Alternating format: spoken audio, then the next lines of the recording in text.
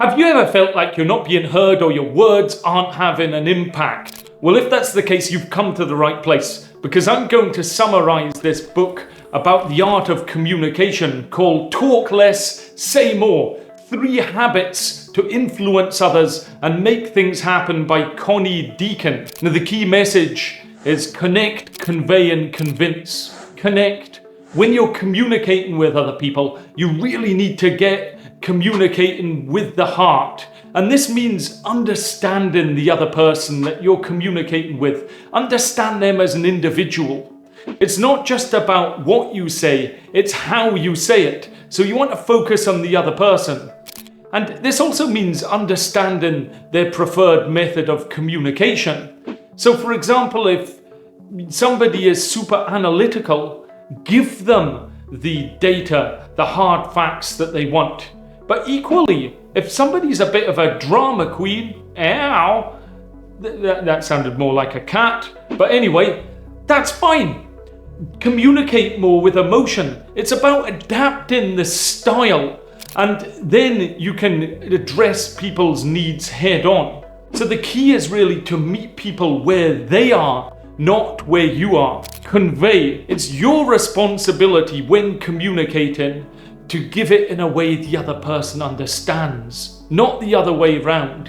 And this actually means that you have to actively listen to what they're saying to make sure that they've understood it. And one powerful technique is simply to rephrase what the other person has said as it's a question. And that's something we would often do in general practice. We'd summarize back to somebody what they've said, which ensures that both I understand it as a doctor, they understand it as a patient, and we're both on the same page.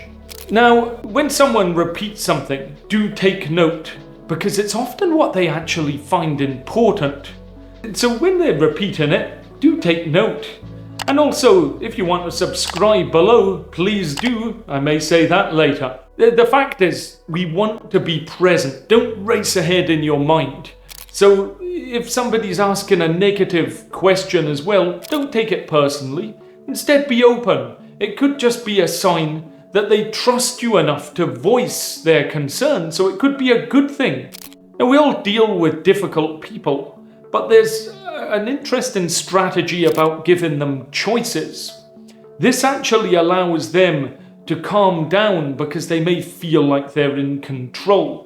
And when giving anybody choices, you may want to give them in sets of 3, in which the first option you provide is the one you want the most. So do please subscribe. The least preferred option is second, don't subscribe. And the last would be the second most desirable one, which would be like the video.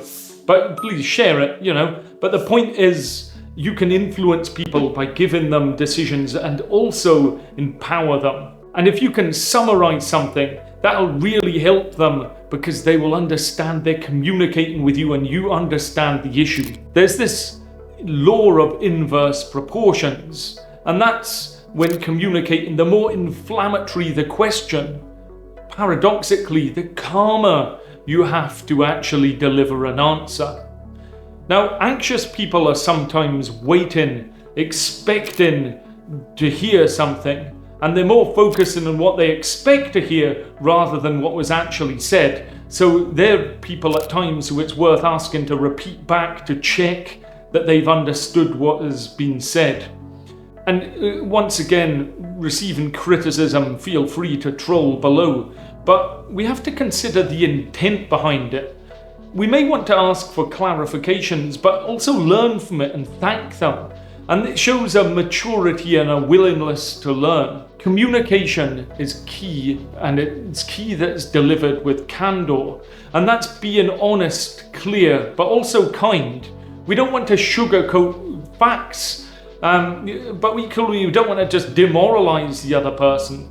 So we want to ensure there's a culture that in our workplace, for example, or our personal life, that keeps people connected and speeds up progress if it's relating to work, for example. And this is about giving and receiving direct, timely feedback that empowers other people rather than deflates them.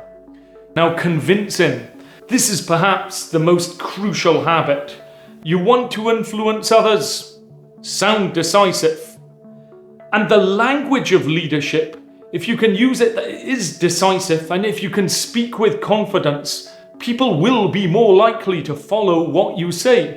Another key point is to transfer ownership. When you shift your ideas and decisions to others, they're more likely to actually embrace these. The best leaders make people feel like they own the idea, and that then makes them more committed to seeing the idea through. Adjusting your energy. Have you noticed that says some positive, upbeat people, and you meet them and it's a contagious lift in your mood? Well, that's great. They're more likable as well. Feel free to like this video. But they're also more likely to get people on board. So if you can add warmth to your interactions, you'll find that people are more willing to commit to your ideas that you're proposing. It's also important to front load your message. People lose interest. So if you've looked at the start of this video, I've mentioned the 3 ways: connect, convey, and convince. A slightly off-topic tip is about sending emails. Don't send them under the influence, and I'm not talking about drugs and alcohol. Probably not best to send them under the influence of drugs and alcohol anyway, but if you're mad, if you're annoyed about something, don't send a kind of hot-fingered email. Instead, you want to have a cool head before hitting a send button. And I went to a medical leadership management conference once, and the senior doctor said that was his one best tip for a career, in terms of don't send that email, leave it a day, then send it. In general, what we want to do as individuals is strive to offer solutions, not hostility. With communication, state something and then actually listen. And do make that effort to be tolerant of other people's viewpoints. Do you have any views on what I've said? Hopefully you do. If so, feel free to comment below. And I think that's the key thing about communicating effectively. It's not just about talking. It's about connecting, conveying, and convincing. So have I convinced you to subscribe? If so, I'll see you next time as I summarize more helpful books.